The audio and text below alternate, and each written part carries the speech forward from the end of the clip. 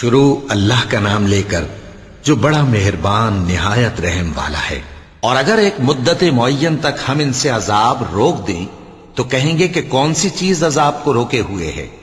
دیکھو جس روز وہ ان پر واقع ہوگا پھر ٹلنے کا نہیں، اور جس چیز کا یہ مذاق اڑاتے ہیں وہ ان کو گھیر لے گی۔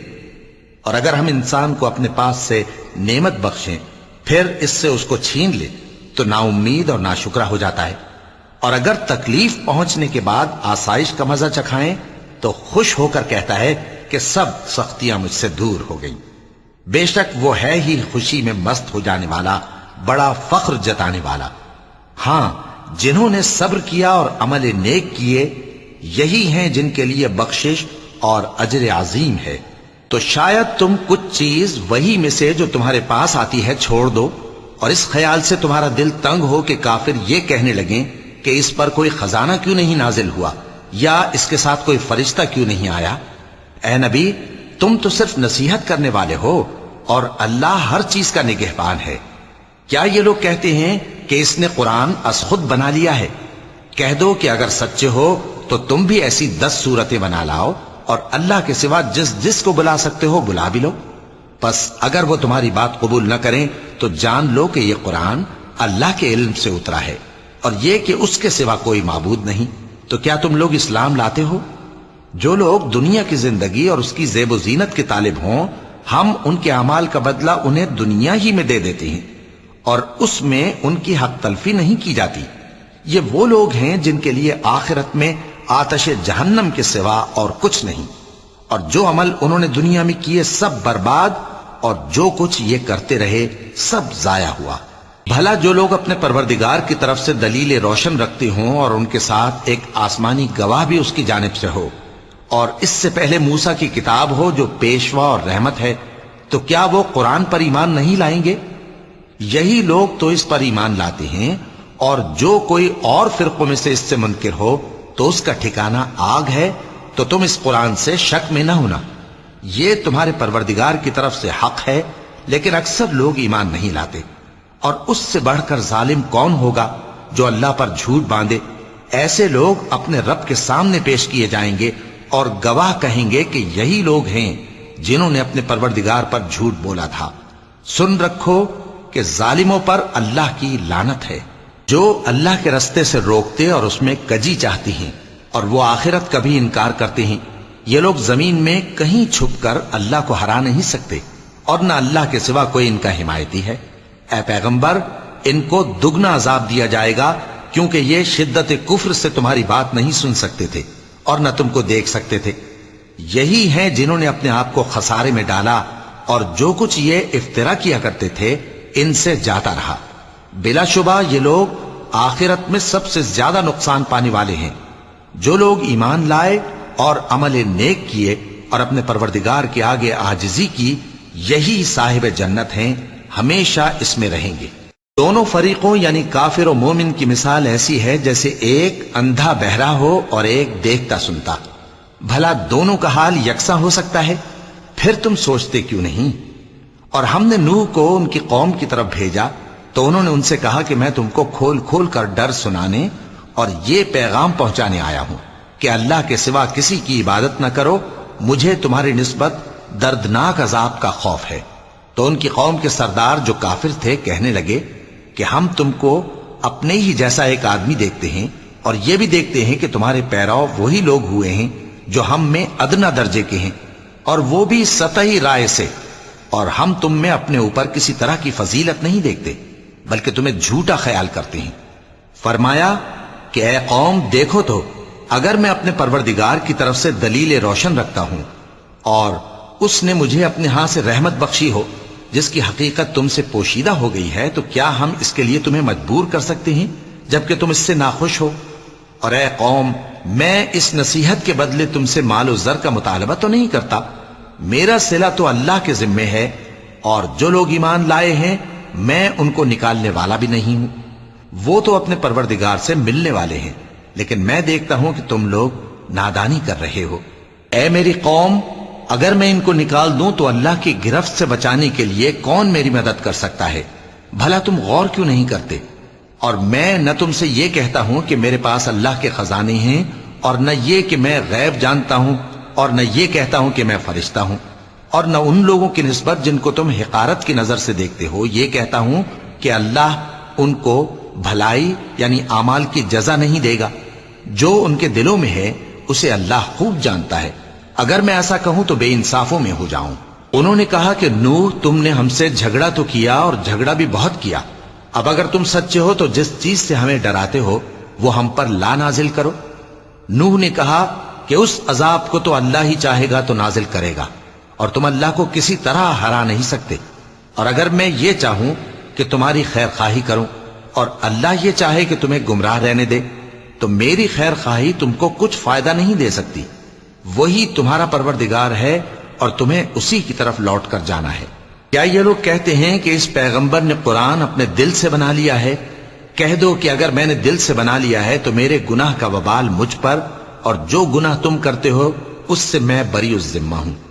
اور نوح کی طرف وحی کی گئی کہ تمہاری قوم میں جو لوگ ایمان لا چکے ان کے سوا اور کوئی ایمان نہیں لائے گا، تو جو کام یہ کر رہے ہیں ان کی وجہ سے غم نہ کھاؤ، اور ایک کشتی ہمارے حکم سے ہمارے سامنے بناؤ، اور جو لوگ ظالم ہیں ان کے بارے میں مجھ سے کچھ نہ کہنا، کیونکہ وہ ضرور غرق کر دیے جائیں گے۔ اور نوح نے کشتی بنانا شروع کر دی، اور جب ان کی قوم کے سردار ان کے پاس سے گزرتے تو ان سے تمسخر کرتے۔ وہ کہتے کہ اگر تم ہم سے تمسخر کرتے ہو تو جس طرح تم ہم سے تمسخر کرتے ہو اسی طرح ایک وقت ہم بھی تم سے تمسخر کریں گے، اور تم کو جلد معلوم ہو جائے گا کہ کس پر عذاب آتا ہے جو اسے رسوا کرے گا، اور کس پر ہمیشہ کا عذاب نازل ہوتا ہے۔ یہاں تک کہ جب ہمارا حکم آ پہنچا اور تنور جوش مارنے لگا تو ہم نے نوح کو حکم دیا کہ ہر قسم کے پالتو جانوروں میں سے جوڑا جوڑا یعنی ایک ایک نر اور ایک ایک مادہ لے لو، اور جس شخص کی نسبت حکم ہو چکا ہے کہ ہلاک ہو جائے گا اس کو چھوڑ کر اپنے گھر والوں کو اور جو ایمان لایا ہو اس کو کشتی میں سوار کر لو۔ اور ان کے ساتھ ایمان بہت ہی کم لوگ لائے تھے۔ نوح نے کہا کہ اللہ کا نام لے کر کہ اسی کے کرم سے اس کا چلنا اور ٹھہرنا ہے، اس میں سوار ہو جاؤ، بے شک میرا پروردگار بخشنے والا ہے، مہربان ہے۔ اور وہ ان کو لے کر طوفان کی لہروں میں چلنے لگی۔ لہریں کیا تھیں؟ گویا پہاڑ تھے۔ اس وقت نوح نے اپنے بیٹے کو جو کشتی سے الگ تھا پکارا کہ بیٹا ہمارے ساتھ سوار ہو جا اور کافروں میں شامل نہ ہو۔ اس نے کہا کہ میں ابھی پہاڑ سے جا لگوں گا، وہ مجھے پانی سے بچا لے گا۔ فرمایا کہ آج اللہ کے عذاب سے کوئی بچانے والا نہیں اور نہ کوئی بچ سکتا ہے مگر وہی جس پر اللہ رحم کرے۔ اتنے میں دونوں کے درمیان لہر حائل ہو گئی اور وہ ڈوب کر رہ گیا، اور حکم دیا گیا کہ اے زمین اپنا پانی نگل جا، اور اے آسمان تھم جا، اور پانی خشک ہو گیا اور کام تمام کر دیا گیا۔ اور کشتی کوہ جودی پر جا ٹھہری، اور کہہ دیا گیا کہ بے انصاف لوگوں پر لعنت۔ اور نوح نے اپنے پروردگار کو پکارا اور کہا کہ پروردگار، میرا بیٹا بھی میرے گھر والوں میں ہے، تو اس کو بھی نجات دے، تیرا وعدہ سچا ہے اور تو بہترین حاکم ہے۔ اللہ نے فرمایا کہ اے نوح، وہ تیرے گھر والوں میں نہیں ہے، وہ تو سراسر بد عمل ہے، تو جس چیز کی تم کو حقیقت معلوم نہیں اس کے بارے میں مجھ سے درخواست ہی نہ کرو، اور میں تم کو نصیحت کرتا ہوں کہ نادان نہ بنو۔ نوح نے کہا پروردگار، میں تجھ سے پناہ مانگتا ہوں کہ ایسی چیز کی تجھ سے درخواست کروں جس کی حقیقت مجھے معلوم نہیں، اور اگر تو مجھے نہیں بخشے گا اور مجھ پر رحم نہیں فرمائے گا تو میں تباہ ہو جاؤں گا۔ حکم ہوا کہ نوح ہماری طرف سے سلامتی اور برکتوں کے ساتھ جو تم پر اور تمہارے ساتھ کی جماعتوں پر نازل کی گئی ہیں اتر آؤ، اور کچھ اور جماعتیں ہوں گی جن کو ہم دنیا کے فوائد سے بہرہ مند کریں گے، پھر ان کو ہماری طرف سے عذاب علیم پہنچے گا۔ یہ حالات غیب کی خبروں میں سے ہیں جو ہم تمہاری طرف بھیجتے ہیں، اور اس سے پہلے نہ تم ہی ان کو جانتے تھے اور نہ تمہاری قوم ہی ان سے واقف تھی، تو صبر کرو کہ انجام پرہیزگاروں ہی کا بھلا ہے۔ اور ہم نے قوم عاد کی طرف ان کے بھائی ہود کو بھیجا۔ انہوں نے کہا اے میری قوم، اللہ ہی کی عبادت کرو، اس کے سوا تمہارا کوئی معبود نہیں، تم شرک کر کے اللہ پر محض بہتان باندھتے ہو۔ میری قوم، میں اس واعظ و نصیحت کا تم سے کچھ صلہ نہیں مانگتا، میرا صلہ تو اس کے ذمے ہے جس نے مجھے پیدا کیا، بھلا تم سمجھتے کیوں نہیں؟ اور اے قوم اپنے پروردگار سے بخشش مانگو، پھر اس کے آگے توبہ کرو، وہ تم پر آسمان سے موسلا دھار بارش برسائے گا اور تمہاری طاقت پر طاقت بڑھائے گا، اور دیکھو گناہگار بن کر روگردانی نہ کرو۔ وہ بولے ہود تم ہمارے پاس کوئی دلیل ظاہر نہیں لائے، اور ہم صرف تمہارے کہنے سے نہ اپنے معبودوں کو چھوڑنے والے ہیں اور نہ تم پر ایمان لانے والے ہیں۔ ہم تو یہ سمجھتے ہیں کہ ہمارے کسی معبود نے تمہیں تکلیف پہنچا کر دیوانہ کر دیا ہے۔ انہوں نے کہا کہ میں اللہ کو گواہ کرتا ہوں اور تم بھی گواہ رہو کہ جن کو تم اللہ کا شریک بناتے ہو میں ان سے بیزار ہوں، یعنی جن کی اللہ کے سوا عبادت کرتے ہو، تو تم سب مل کر میرے بارے میں جو تدبیر کرنی چاہو کر لو اور مجھے مہلت نہ دو۔ میں اللہ پر جو میرا اور تمہارا سب کا پروردگار ہے بھروسہ رکھتا ہوں۔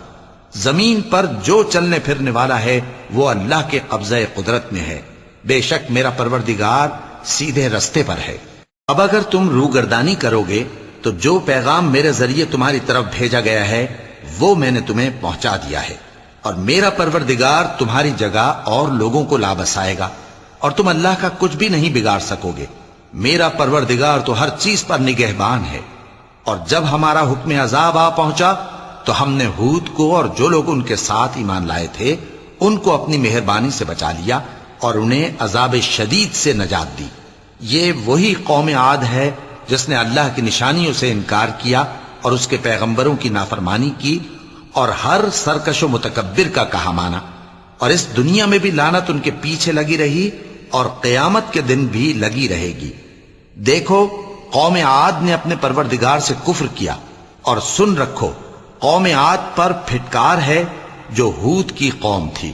اور قوم سمود کی طرف ان کے بھائی صالح کو بھیجا تو انہوں نے کہا اے قوم اللہ ہی کی عبادت کرو، اس کے سوا تمہارا کوئی معبود نہیں۔ اسی نے تم کو زمین سے پیدا کیا اور اس میں آباد کیا، تو اس سے مغفرت مانگو اور اس کے آگے توبہ کرو، بے شک میرا پروردگار نزدیک بھی ہے اور دعا کا قبول کرنے والا بھی ہے۔ انہوں نے کہا کہ صالح اس سے پہلے ہم تم سے کئی طرح کی امیدیں رکھتے تھے، اب وہ منقطع ہو گئی۔ کیا تم ہم کو ان چیزوں سے منع کرتے ہو جن کو ہمارے بزرگ پوجتے آئے ہیں؟ اور جس بات کی طرف تم ہمیں بلاتے ہو اس کی طرف سے ہم بڑے بھاری شک میں ہیں۔ صالح نے کہا اے میری قوم بھلا دیکھو تو، اگر میں اپنے پروردگار کی طرف سے کھلی دلیل پر ہوں اور اس نے مجھے اپنے ہاں سے نبوت کی نعمت بخشی ہو، تو اگر میں اللہ کی نافرمانی کروں تو اس کے سامنے میری کون مدد کرے گا؟ تم تو کفر کی باتوں سے میرا نقصان ہی کرتے ہو۔ اور یہ بھی کہا کہ اے قوم یہ اللہ کی اونٹنی تمہارے لیے ایک نشانی یعنی معجزہ ہے، تو اس کو چھوڑ دو کہ اللہ کی زمین میں جہاں چاہے چرتی پھرے، اور اس کو کسی طرح کی تکلیف نہ دینا ورنہ تمہیں جلد عذاب آ پکڑے گا۔ مگر انہوں نے اس کو کاٹ ڈالا تو صالح نے کہا کہ اپنے گھروں میں 3 دن اور فائدے اٹھا لو، یہ وعدہ ہے کہ جھوٹا نہ ہوگا۔ پس جب ہمارا حکم آ گیا تو ہم نے صالح کو اور جو لوگ ان کے ساتھ ایمان لائے تھے ان کو اپنی مہربانی سے بچا لیا اور اس دن کی رسوائی سے محفوظ رکھا، بے شک تمہارا پروردگار طاقتور ہے، زبردست ہے۔ اور جن لوگوں نے ظلم کیا تھا ان کو چنگھاڑ کی صورت میں عذاب نے آ پکڑا تو وہ اپنے گھروں میں اوندھے پڑے رہ گئے، گویا کبھی ان میں بسے ہی نہ تھے۔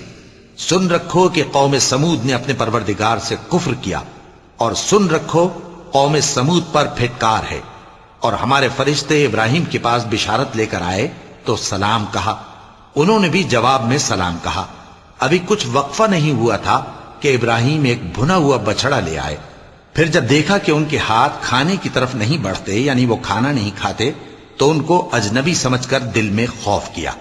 فرشتوں نے کہا کہ خوف نہ کیجیے، ہم قوم لوط کی طرف ان کے ہلاک کرنے کو بھیجے گئے ہیں۔ اور ابراہیم کی بیوی جو پاس کھڑی تھی ہنس پڑی، تو ہم نے اس کو اسحاق کی اور اسحاق کے بعد یعقوب کی خوشخبری دی۔ اس نے کہا اے میرے بچہ ہوگا، میں تو بڑھیا ہوں اور یہ میرے میاں بھی بوڑھے ہیں، یہ تو بڑی عجیب بات ہے۔ انہوں نے کہا کیا تم اللہ کی قدرت سے تعجب کرتی ہو؟ اے اہل بیت تم پر اللہ کی رحمت اور اس کی برکتیں ہیں، وہ لائق تعریف ہے، بڑا ہے۔ پھر جب ابراہیم سے خوف جاتا رہا اور ان کو خوشخبری بھی مل گئی تو قوم لوط کے بارے میں لگے ہم سے بحث کرنے۔ بے شک ابراہیم بڑے تحمل والے، نرم دل اور رجوع کرنے والے تھے۔ اے ابراہیم اس بات کو جانے دو، تمہارے پروردگار کا حکم آ پہنچا ہے اور ان لوگوں پر عذاب آنے والا ہے جو کبھی نہیں ٹلنے کا۔ اور جب ہمارے فرشتے لوط کے پاس آئے تو وہ ان کے آنے سے غمناک اور تنگ دل ہوئے اور کہنے لگے کہ آج کا دن بڑی مشکل کا دن ہے۔ اور لوط کی قوم کے لوگ ان کے پاس بے تحاشا دوڑتے ہوئے آئے، اور یہ لوگ پہلے ہی سے انتہائی بیہودہ حرکتیں کیا کرتے تھے۔ لوط نے کہا کہ اے بھائیو، یہ جو میری قوم کی لڑکیاں ہیں یہ تمہارے لیے جائز اور پاک ہیں، تو اللہ سے ڈرو اور میرے مہمانوں کے بارے میں مجھے بے آبرو نہ کرو۔ کیا تم میں کوئی بھی شائستہ آدمی نہیں؟ وہ بولے، تم کو معلوم ہے کہ تمہاری ان بیٹیوں کی ہمیں کچھ حاجت نہیں، اور جو ہماری غرض ہے اسے تم خوب جانتے ہو۔ لوط نے کہا، اے کاش مجھ میں تمہارے مقابلے کی طاقت ہوتی، یا میں کسی مضبوط قلعے میں پناہ لے لیتا۔ فرشتوں نے کہا، اے لوط، ہم تمہارے پروردگار کے فرشتے ہیں، یہ لوگ ہرگز تم تک نہیں پہنچ سکیں گے، تو کچھ رات رہے سے اپنے گھر والوں کو لے کر چل دو، اور تم میں سے کوئی شخص پیچھے مڑ کر نہ دیکھے مگر تمہاری بیوی کے جو آفت ان پر پڑنے والی ہے وہی اس پر بھی پڑے گی۔ ان کے عذاب کے وعدے کا وقت صبح ہے، اور کیا صبح کچھ دور ہے؟ پھر جب ہمارا حکم آیا ہم نے اس بستی کو الٹ کر نیچے اوپر کر دیا اور ان پر پتھر کی تہ بتہ کنکریاں برسائیں جن پر تمہارے پروردگار کے ہاں سے نشان کیے ہوئے تھے، اور وہ بستی ان ظالموں سے کچھ دور نہیں۔ اور مدین کی طرف ان کے بھائی شعیب کو بھیجا تو انہوں نے کہا کہ اے قوم، اللہ ہی کی عبادت کرو کہ اس کے سوا تمہارا کوئی معبود نہیں، اور ناپ اور تول میں کمی نہ کیا کرو، میں تو تم کو آسودہ حال دیکھتا ہوں، اور اگر تم ایمان نہ لاؤ گے تو مجھے تمہارے بارے میں ایک ایسے دن کے عذاب کا خوف ہے جو تم کو گھیر کر رہے گا۔ اور اے میری قوم، ناپ اور تول انصاف کے ساتھ پوری پوری کیا کرو، اور لوگوں کو ان کی چیزیں کم نہ دیا کرو، اور زمین میں خرابی کرتے نہ پھرو۔ اگر تم کو میرے کہنے کا یقین ہو تو اللہ کا دیا ہوا نفع ہی تمہارے لیے بہتر ہے، اور میں تمہارا نگہبان نہیں ہوں۔ انہوں نے کہا، اے شعیب، کیا تمہاری نماز تمہیں یہ سکھاتی ہے کہ جن کو ہمارے باپ دادا پوجتے آئے ہیں ہم ان کو ترک کر دیں، یا اپنے مال میں تصرف کرنا چاہیں تو نہ کریں؟ تم تو بڑے نرم دل اور بڑے سیدھے ہو۔ انہوں نے کہا کہ اے قوم، دیکھو تو اگر میں اپنے پروردگار کی طرف سے دلیل روشن پر ہوں اور اس نے اپنے ہاں سے مجھے نیک روزی دی ہو تو کیا میں اپنا فرض ادا نہ کروں؟ اور میں نہیں چاہتا کہ جس بات سے میں تمہیں منع کروں خود اس کو کرنے لگوں۔ میں تو جہاں تک مجھ سے ہو سکے تمہارے معاملات کی اصلاح چاہتا ہوں، اور اس بارے میں مجھے توفیق کا ملنا اللہ ہی کے فضل سے ہے۔ میں اسی پر بھروسہ رکھتا ہوں اور اسی کی طرف رجوع کرتا ہوں۔ اور اے قوم، میری مخالفت تم سے کوئی ایسا کام نہ کرا دے کہ جیسی مصیبت نوح کی قوم یا ہود کی قوم یا صالح کی قوم پر واقع ہوئی تھی ویسی ہی مصیبت تم پر واقع ہو۔ اور لوط کی قوم کا زمانہ تو تم سے کچھ دور نہیں، اور اپنے پروردگار سے بخشش مانگو اور اس کے آگے توبہ کرو، بے شک میرا پروردگار بڑا مہربان ہے، بہت محبت کرنے والا ہے۔ انہوں نے کہا کہ شعیب، تمہاری بہت سی باتیں ہماری سمجھ میں نہیں آتی، اور ہم دیکھتے ہیں کہ تم ہم میں کمزور بھی ہو، اور اگر تمہارے بھائی بند نہ ہوتے تو ہم تم کو سنسار کر دیتے، اور تم ہم پر کسی طرح بھی غالب نہیں ہو۔ انہوں نے کہا کہ اے قوم، کیا میرے بھائی بندوں کا دباؤ تم پر اللہ سے زیادہ ہے، اور اس کو تم نے پیٹھ پیچھے ڈال رکھا ہے؟ میرا پروردگار تو تمہارے سب اعمال کا احاطہ کیے ہوئے ہے۔ اور اے قوم، تم اپنی جگہ کام کیے جاؤ، میں اپنی جگہ کام کیے جاتا ہوں۔ تم کو ان قریب معلوم ہو جائے گا کہ رسوا کرنے والا عذاب کس پر آتا ہے اور جھوٹا کون ہے، اور تم بھی انتظار کرو، میں بھی تمہارے ساتھ انتظار کرتا ہوں۔ اور جب ہمارا حکم آ پہنچا تو ہم نے شعیب کو اور جو لوگ ان کے ساتھ ایمان لائے تھے ان کو تو اپنی رحمت سے بچا لیا، اور جو ظالم تھے ان کو چنگھاڑ نے آ دبوچا، تو وہ اپنے گھروں میں اوندھے پڑے رہ گئے، گویا ان میں کبھی بسے ہی نہ تھے۔ سن رکھو کہ مدین پر ویسی ہی پھٹکار ہے جیسی سمود پر پھٹکار تھی۔ اور ہم نے موسیٰ کو اپنی نشانیاں اور دلیل روشن دے کر بھیجا فرعون اور اس کے سرداروں کی طرف، تو وہ فرعون ہی کے حکم پر چلتے رہے، حالانکہ فرعون کا حکم درست نہیں تھا۔ وہ قیامت کے دن اپنی قوم کے آگے آگے چلے گا، پھر ان کو دوزخ میں جا اتارے گا، اور جس مقام پر وہ اتارے جائیں گے وہ برا ہے۔ اور اس جہان میں بھی لعنت ان کے پیچھے لگا دی گئی اور قیامت کے دن بھی پیچھے لگی رہے گی۔ جو انعام ان کو ملا ہے برا ہے۔ یہ پرانی بستیوں کے تھوڑے سے حالات ہیں جو ہم تم سے بیان کرتے ہیں، ان میں سے بعض تو باقی ہیں اور بعض تہس نہس ہو گئیں۔ اور ہم نے ان لوگوں پر ظلم نہیں کیا بلکہ انہوں نے خود اپنے اوپر ظلم کیا۔ غرض جب تمہارے پروردگار کا حکم آ پہنچا تو جن معبودوں کو وہ اللہ کے سوا پکارا کرتے تھے وہ ان کے کچھ بھی کام نہ آئے اور بربادی کے سوا انہیں اور کچھ نہ دے سکے۔ اور تمہارا پروردگار جب نافرمان بستیوں کو پکڑا کرتا ہے تو اس کی پکڑ اسی طرح کی ہوتی ہے، بے شک اس کی پکڑ دکھ دینے والی سخت ہے۔ ان قصوں میں اس شخص کے لیے جو عذاب آخرت سے ڈرے عبرت ہے۔ یہ وہ دن ہوگا جس میں سب اکٹھے کیے جائیں گے، اور یہی وہ دن ہوگا جس میں سب اللہ کے روبرو حاضر کیے جائیں گے، اور ہم اس کے لانے میں ایک وقت معین تک تاخیر کر رہے ہیں۔ جس روز وہ آ جائے گا تو کوئی شخص اللہ کے حکم کے بغیر بول بھی نہیں سکے گا۔ پھر ان میں سے کچھ بدبخت ہوں گے اور کچھ نیک بخت۔ تو جو بدبخت ہوں گے وہ دوزخ میں ڈال دیے جائیں گے، اس میں ان کو چلانا اور دھاڑنا ہوگا۔ جب تک آسمان و زمین ہیں وہ اسی میں رہیں گے مگر جتنا تمہارا پروردگار چاہے۔ بے شک تمہارا پروردگار جو چاہتا ہے کر دیتا ہے۔ اور جو نیک بخت ہوں گے وہ بہشت میں داخل کیے جائیں گے، اور جب تک آسمان اور زمین ہیں ہمیشہ اسی میں رہیں گے مگر جتنا تمہارا پروردگار چاہے۔ یہ اللہ کی بخشش ہے جو کبھی منقطع نہیں ہوگی۔ تو یہ لوگ جو غیر اللہ کی پرستش کرتے ہیں اس سے تم شک میں نہ پڑنا۔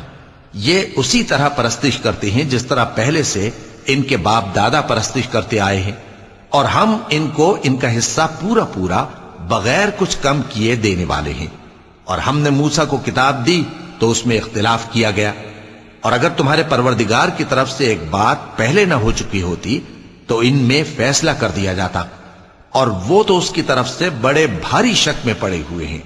اور تمہارا پروردگار ان سب کو قیامت کے دن ان کے اعمال کا پورا پورا بدلہ دے گا۔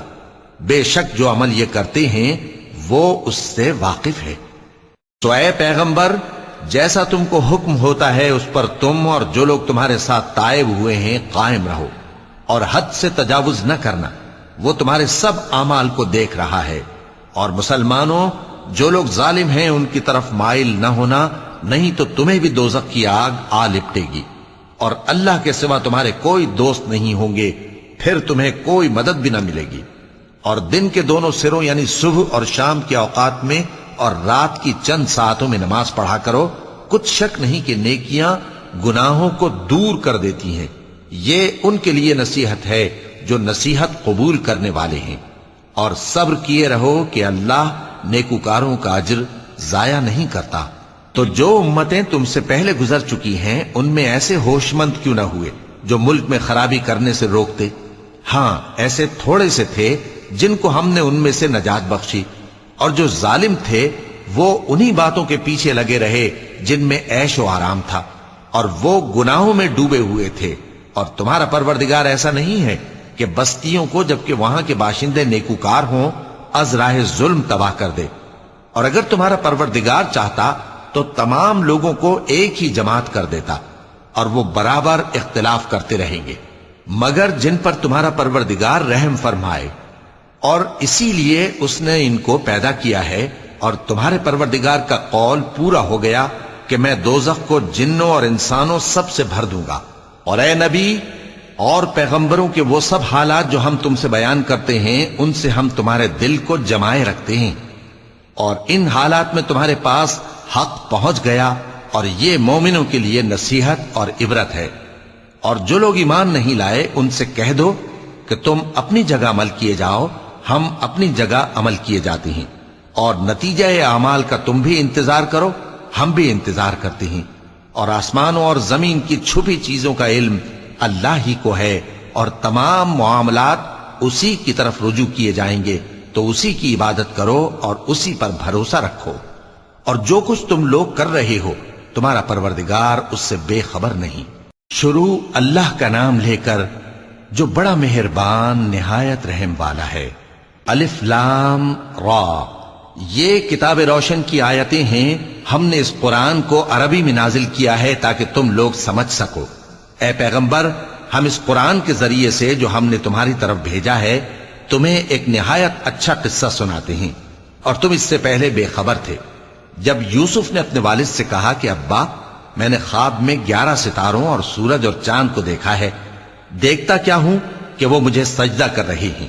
انہوں نے کہا کہ بیٹا، اپنے خواب کا ذکر اپنے بھائیوں سے نہ کرنا، نہیں تو وہ تمہارے حق میں کوئی چال چلیں گے. کچھ شک نہیں کہ شیطان انسان کا کھلا دشمن ہے، اور اسی طرح اللہ تمہیں برگزیدہ و ممتاز کرے گا اور خواب کی باتوں کی تعبیر کا علم سکھائے گا. اور جس طرح اس نے اپنی نعمت پہلے تمہارے دادا پر دادا ابراہیم اور اسحاق پر پوری کی تھی، اسی طرح تم پر اور اولاد یعقوب پر پوری کرے گا. بے شک تمہارا پروردگار سب کچھ جاننے والا ہے، حکمت والا ہے. ہاں، یوسف اور ان کے بھائیوں کے قصے میں پوچھنے والوں کے لیے بہت سی نشانیاں ہیں. جب انہوں نے آپس میں تذکرہ کیا کہ یوسف اور اس کا بھائی ابا کو ہم سے زیادہ پیارے ہیں، حالانکہ ہم جماعت کی جماعت ہیں، کچھ شک نہیں کہ ابا کھلی غلطی پر ہیں. یوسف کو یا تو جان سے مار ڈالو یا کسی ملک میں پھینک آؤ، پھر ابا کی توجہ صرف تمہاری طرف ہو جائے گی، اور اس کے بعد تم نیک لوگوں میں ہو جاؤ گے. ان میں سے ایک کہنے والے نے کہا کہ یوسف کو جان سے نہ مارو، کسی اندھے کنویں میں ڈال دو کہ کوئی راہگیر اسے نکال کر کسی دوسرے ملک میں لے جائے گا. اگر تم کو کرنا ہی ہے تو یوں کرو. یہ مشورہ کر کے وہ اپنے والد سے کہنے لگے کہ ابا جان، کیا سبب ہے کہ آپ یوسف کے بارے میں ہمارا اعتبار نہیں کرتے، حالانکہ ہم اس کے خیر خواہ ہیں. کل اسے ہمارے ساتھ بھیج دیجئے کہ خوب میوے کھائے اور کھیلے کودے، ہم اس کے نگہبان ہیں. انہوں نے کہا کہ یہ امر مجھے غمناک کیے دیتا ہے کہ تم اسے لے جاؤ، یعنی وہ مجھ سے جدا ہو جائے، اور مجھے یہ بھی خوف ہے کہ تم کھیل میں اس سے غافل ہو جاؤ اور اسے بھیڑیا کھا جائے. وہ کہنے لگے کہ اگر ہماری موجودگی میں کہ ہم ایک طاقتور جماعت ہیں اسے بھیڑیا کھا گیا تو ہم بڑے نقصان میں پڑ گئے. غرض جب وہ اس کو لے گئے اور اس بات پر اتفاق کر لیا کہ اس کو اندھے کنویں میں ڈال دیں، اور ہم نے یوسف کی طرف وحی بھیجی کہ ایک وقت ایسا آئے گا کہ تم انہیں ان کے اس سلوک سے آگاہ کرو گے، اور ان کو اس وحی کی کچھ خبر نہ ہوگی. اور یہ حرکت کر کے وہ رات کے وقت باپ کے پاس روتے ہوئے آئے. کہنے لگے کہ ابا جان، ہم تو دوڑنے اور ایک دوسرے سے آگے نکلنے میں مصروف ہو گئے اور یوسف کو اپنے اسباب کے پاس چھوڑ گئے تو اسے بھیڑیا کھا گیا، اور آپ ہماری بات کو گو ہم سچ ہی کہتے ہیں باور نہیں کریں گے. اور ان کے کرتے پر جھوٹ موٹ کا لہو بھی لگا لائے. یعقوب نے کہا کہ یوں نہیں ہے، بلکہ تم اپنے دل سے یہ بات بنا لائے ہو. اچھا، صبر، کہ وہی خوب ہے، اور جو تم بیان کرتے ہو اس کے بارے میں اللہ ہی سے مدد چاہیے.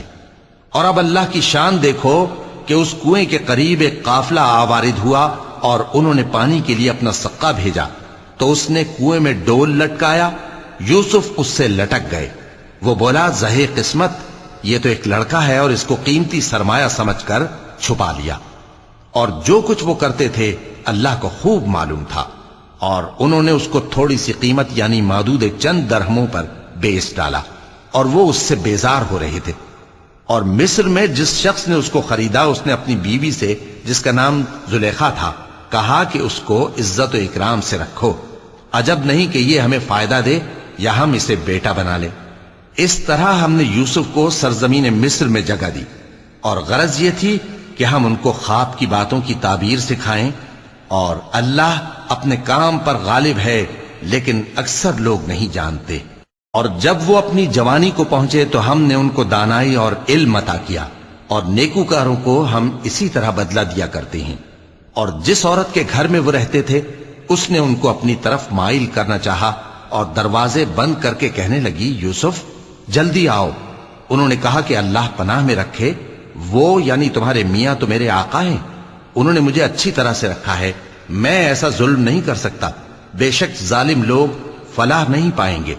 اور اس عورت نے ان کا قصد کیا اور انہوں نے اس کا قصد کیا. اگر وہ اپنے پروردگار کی نشانی نہ دیکھتے تو جو ہوتا سو ہوتا. یوں اس لیے کیا گیا کہ ہم ان سے برائی اور بے حیائی کو روک دیں. بے شک وہ ہمارے چنے ہوئے بندوں میں سے تھے. اور دونوں دروازے کی طرف بھاگے، آگے یوسف پیچھے زلیخا. اور عورت نے ان کا کرتا پیچھے سے پکڑ کر جو کھینچا تو پھاڑ ڈالا، اور دونوں کو دروازے کے پاس عورت کا خاوند مل گیا۔ تو عورت بولی کہ جو شخص تمہاری بیوی کے ساتھ برا ارادہ کرے اس کی اس کے سوا کیا سزا ہے کہ یا تو قید کیا جائے یا اسے دکھ کا عذاب دیا جائے۔ یوسف نے کہا اسی نے مجھ کو اپنی طرف مائل کرنا چاہا تھا، اور اس کے خاندان میں سے ایک گواہ نے گواہی دی کہ اگر اس کا کرتا آگے سے پھٹا ہو تو یہ سچی اور یوسف جھوٹا ہے، اور اگر کرتا پیچھے سے پھٹا ہو تو یہ جھوٹی اور وہ سچا ہے۔ سو جب اس کا کرتا دیکھا تو پیچھے سے پھٹا تھا، تب اس نے زلیخا سے کہا کہ یہ تمہارا ہی فریب ہے، اور کچھ شک نہیں کہ تم عورتوں کے فریب بڑے بھاری ہوتے ہیں۔ یوسف اس بات کا خیال نہ کر، اور زلیخا تو اپنے گناہ کی بخشش مانگ، بے شک خطا تیری ہی ہے۔ اور شہر میں عورتیں گفتگویں کرنے لگیں کہ عزیز کی بیوی اپنے غلام کو اپنی طرف مائل کرنا چاہتی ہے، اور اس کی محبت اس کے دل میں گھر کر گئی ہے، ہم دیکھتی ہیں کہ وہ کھلی گمراہی میں ہے۔ پھر جب زلیخا نے ان عورتوں کی گفتگو جو حقیقت میں دیدار یوسف کے لیے ایک چال تھی سنی، تو ان کے پاس دعوت کا پیغام بھیجا اور ان کے لیے ایک محفل مرتب کی، اور پھل تراشنے کے لیے ہر ایک کو ایک ایک چھری دی، اور یوسف سے کہا کہ ان کے سامنے آؤ۔ جب عورتوں نے ان کو دیکھا تو ان کا روب حسن ان پر ایسا چھا گیا کہ پھل تراشتے تراشتے اپنے ہاتھ کاٹ لیے، اور بے ساختہ بول اٹھیں کہ اللہ پاک ہے، یہ آدمی نہیں، یہ تو کوئی بزرگ فرشتہ ہے۔ زلیخا نے کہا تو یہ وہی ہے جس کے بارے میں تم مجھے تانے دیتی تھیں، اور بے شک میں نے اس کو اپنی طرف مائل کرنا چاہا مگر یہ بچا رہا، اور اگر یہ وہ کام نہ کرے گا جو میں اسے کہتی ہوں تو قید کر دیا جائے گا اور ذلیل ہوگا۔ یوسف نے دعا کی کہ پروردگار جس کام کی طرف یہ مجھے بلاتی ہیں اس کی نسبت مجھے قید پسند ہے، اور اگر تو مجھ سے ان کے فریب کو نہ ہٹائے گا تو میں ان کی طرف مائل ہو جاؤں گا اور نادانوں میں سے ہو جاؤں گا۔ پس ان کے رب نے ان کی دعا قبول کر لی اور ان سے عورتوں کا داؤں ٹال دیا، بے شک وہی تو سننے والا ہے، جاننے والا ہے۔ پھر باوجود اس کے کہ وہ لوگ ان کی بے گناہی کے نشان دیکھ چکے تھے، ان کی رائے یہی ٹھہری کہ کچھ عرصے کے لیے ان کو قید ہی کر دیں، اور ان کے ساتھ دو اور جوان بھی داخل زندہ ہوئے۔ ایک نے ان میں سے کہا کہ میں نے خواب دیکھا ہے، دیکھتا کیا ہوں کہ شراب کے لیے انگور نچوڑ رہا ہوں۔ دوسرے نے کہا کہ میں نے بھی خواب دیکھا ہے، میں یہ دیکھتا ہوں کہ اپنے سر پر روٹیاں اٹھائے ہوئے ہوں اور پرندے ان میں سے کھا رہے ہیں، تو ہمیں ان کی تعبیر بتا دیجئے کہ ہم تمہیں نیکوکار دیکھتے ہیں۔ یوسف نے کہا کہ جو کھانا تم کو ملنے والا ہے وہ آنے نہیں پائے گا کہ میں اس سے پہلے تم کو اس کی تعبیر بتا دوں گا۔ یہ ان باتوں میں سے ہے جو میرے پروردگار نے مجھے سکھائی ہیں۔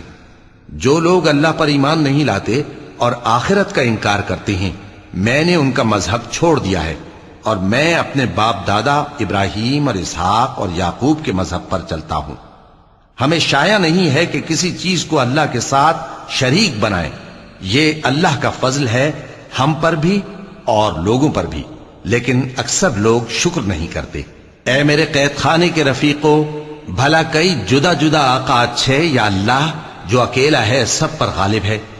جن چیزوں کی تم اللہ کے سوا پرستش کرتے ہو وہ صرف نام ہی نام ہیں جو تم نے اور تمہارے باپ دادا نے رکھ لیے ہیں، اللہ نے ان کی کوئی سند نازل نہیں کی۔ سن رکھو کہ اللہ کے سوا کسی کی حکومت نہیں ہے، اس نے ارشاد فرمایا ہے کہ اس کے سوا کسی کی عبادت نہ کرو، یہی سیدھا دین ہے، لیکن اکثر لوگ نہیں جانتے۔ اے میرے قید خانے کے رفیقو، تم میں سے ایک جو پہلا خواب بیان کرنے والا ہے وہ تو اپنے آقا کو شراب پلایا کرے گا، اور جو دوسرا ہے وہ سولی دیا جائے گا، اور پرندے اس کا سر نوچ کھائیں گے۔ جو بات تم مجھ سے پوچھتے تھے وہ فیصل ہو چکی ہے۔ اور ان دونوں میں سے جس کی نسبت یوسف نے خیال کیا کہ وہ رہائی پا جائے گا، اس سے کہا کہ اپنے آقا سے میرا ذکر بھی کر دینا۔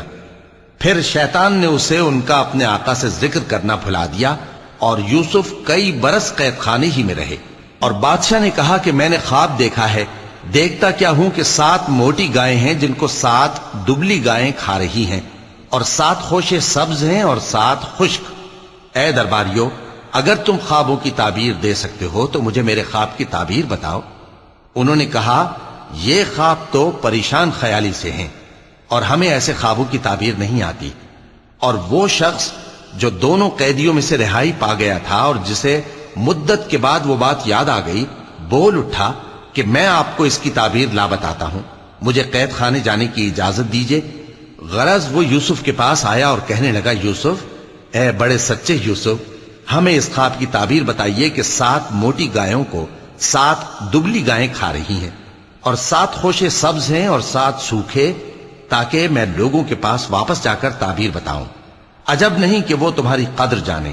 انہوں نے کہا کہ تم لوگ 7 سال متواتر کھیتی کرتے رہو گے، تو جو غلہ کاٹو تو تھوڑے سے غلے کے سوا جو کھانے میں آئے باقی کو خوشوں میں ہی رہنے دینا۔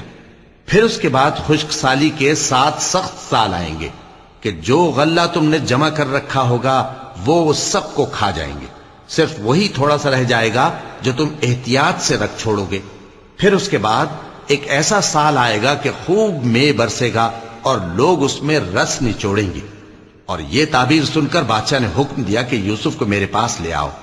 سو جب قاصد ان کے پاس گیا تو انہوں نے کہا کہ اپنے آقا کے پاس واپس جاؤ اور اس سے پوچھو کہ ان عورتوں کا کیا حال ہے جنہوں نے اپنے ہاتھ کاٹ لیے تھے، بے شک میرا پروردگار ان کے فریب سے خوب واقف ہے۔ صدق اللہ العظیم۔